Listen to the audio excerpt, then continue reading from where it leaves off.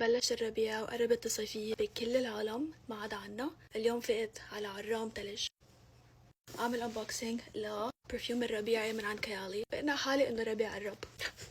برفيوم اسمه Fleur Majesty Rose Royale. اللي هو playing cards.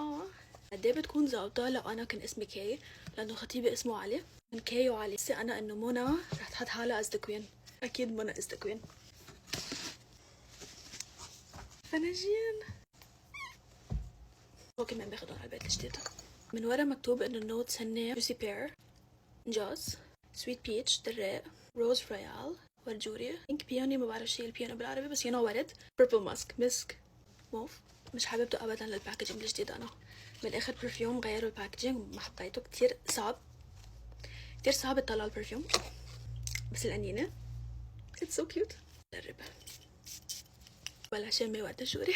مش شامة لانجاس ولا الدراق، مش شامة ولا شي فوقي. انا عم بتذكرني بشي، طولوا بالكم. ما عندي اياها لهديك البرفيوم بس بعتقد يمكن عندي السامبل إله. طلع ما عندي هلا الريحة. اوكي سو هي الريحة اللي بتذكرني فيها دلينا. ليه؟ لانه انا عم شمها وعم بقول اللي بتذكرني بحدا اللي هي رفيقتي تحط دلينا، فكنت عم دور على دلينا ما عندي سامبل. اختي عندها الباث اند بودي فيرجن فقلت لها حطها على اليد.